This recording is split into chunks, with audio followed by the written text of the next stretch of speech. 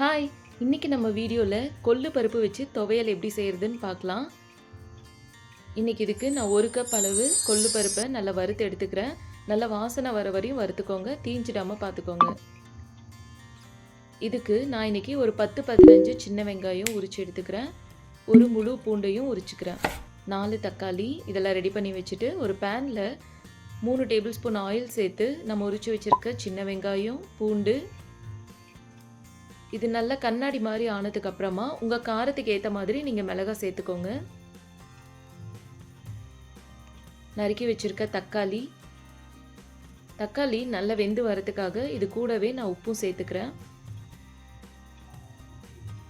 துவையலுக்கு மெயினாக காரம், புளி, உப்பு 3மே ரொம்ப முக்கியம். ஸோ புளியும் உங்களுக்கு எவ்வளோ புளிப்பு தேவையோ அதுக்கு தேவையான மாதிரி சேர்த்துட்டு இதை நல்லா குக் பண்ணதுக்கு அப்புறமா கடைசியாக ஒரு 3 டீஸ்பூன் அளவு தேங்காவை துருவி சேர்த்துக்கலாம்.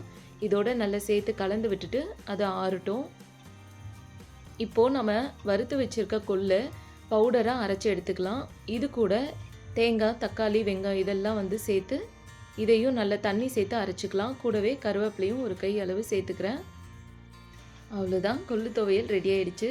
இது சாதத்தோடு சேர்த்து சாப்பிடும் போது சாதத்தை விட இந்த கொள்ளு துவையலை நம்ம அதிகமாக சேர்த்து சாப்பிட்டோம் அப்படின்னா ரொம்பவே நல்லாயிருக்கும். ஸோ கண்டிப்பாக ட்ரை பண்ணுங்கள். இந்த வீடியோ பிடிச்சிருந்ததுன்னா வீடியோ நிறைய பேருக்கு ஷேர் பண்ணுங்கள்.